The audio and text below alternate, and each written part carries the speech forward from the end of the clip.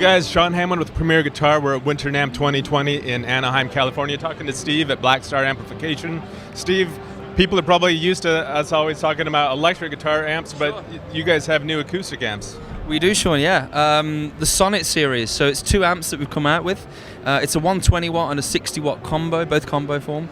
We've got some unique features on there that are a little different than the average. We've actually produced it in conjunction with a guy called John Gom, who's an amazing guitar player. A lot of people out there will know him. He's a British guy. But he's very percussive in the way that he plays as well, which a lot of amps don't cater for that. All right. So we've got some features on here which are cool, but to break it down for you, the 60 that I'm using currently has got 2 channels, one dedicated for guitar, one for vocal or guitar or another instrument maybe. There's 2 types of reverb on there. We've got a hall and a plate, so you can get more of a natural hall sound. There's also an overall reverb decay level, as well as a level of the reverb for each channel. So you could have a large room sort of reverb on your sort of guitar, but maybe less on the vocal, and so on and so forth. But there's also a plate reverb in there as well, which gives you that nice shimmering long decay, and maybe you can have less level on the vocal and more on the guitar maybe. So this product is all about as natural as you can get from a starting point, just your guitar only louder, basically. I'm intrigued by what you said about trying to cater to people who play more percussively. Yeah. Was part of that like changing to beefier drivers and redoing the EQ, or? Well, a lot of it is EQ, but also acoustically engineering the port, the bass port as well, is super important with these products. We spent a long time doing that. We were using reference products as well, of course, to look at and see what was out there already and see how we could take it up a notch. The one thing that's cool with this, as well as the 2 reverbs, the overall reverb time and the level separate, is we've got a high-pass filter control and a Brilliance Control, which are tiny dials that you can dial in, so that the high-pass filter is generally set on most acoustic amps. It's a set thing. Whereas on here, we can turn it all the way up, so it's kind of similar to what you're used to with an acoustic amp. But when you tailor it back, the resonance of the body becomes more open, more low-end. So if you're that kind of player that plays percussively, or you want a low-end thump, you can introduce more of it with this. Can we hear a couple different examples of that stuff? Yeah. So if I turn the high-pass filter right up there, this is kind of where we're at with a lot of general acoustic amps, right?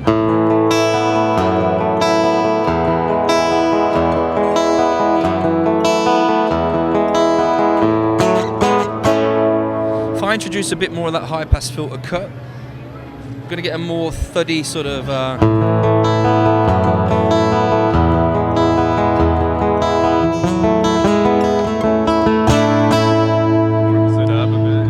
and I'm not touching the EQ there at all. So that's kind of a really cool aspect to the amp. So again, if I tailor that back a little bit and do a little thump on the guitar, now it's got some low end there, but we can have more maybe if we're that inclined. So yeah. We've also got the Brilliance Control. So if I take that all the way back, you know, that's kind of for the strum guys, you know.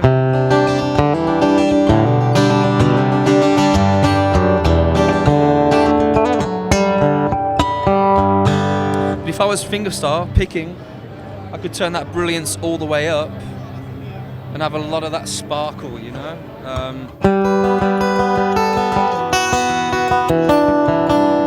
Just that nice shimmery sparkle up the top of the high end there. So you can really tailor it to every guitar player. You want to show us a couple different examples of what the reverb can do? Yeah, sure. So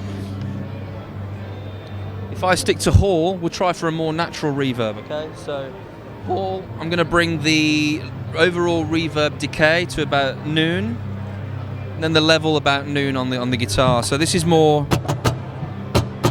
yeah, just a shorter.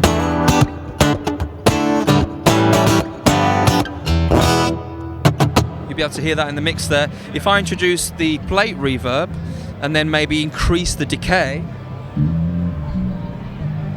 you get this sort of thing.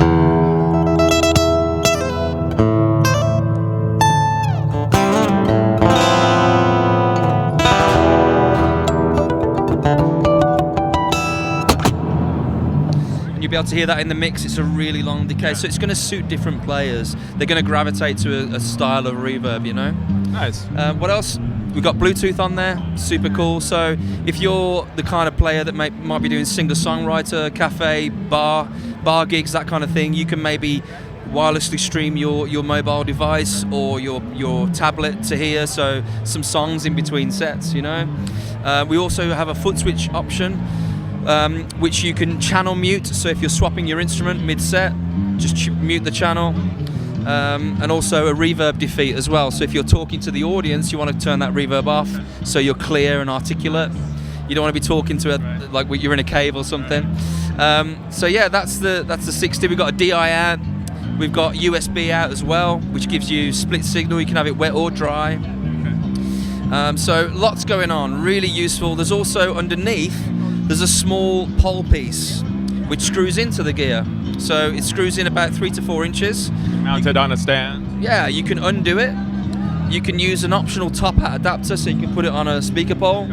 But also you can undo it so far that it's actually a tilt back monitor. So we'll look at that in a moment with some images, yeah. Nice. How much are these going for, the 60 watt and then 120? Unfortunately, I don't know the US map, I'm afraid. Ballpark or anything? I think something like the 60 is around about $399, I think. Okay. Yeah. And then a couple hundred more for the 120? Yeah, something like that, yeah. All right. Yeah. Google it, guys. You want to tell everyone where to go online to find out more? Yeah, so it's blackstaramps.com, and yeah, check it out there. There's lots of video content. There's a really cool introduction by John Gom to the product on there as well. So. Sweet. Thanks, Steve. Thanks for joining us, guys. Be sure to click the subscribe button below so you don't miss out on any more NAMM coolness. Later.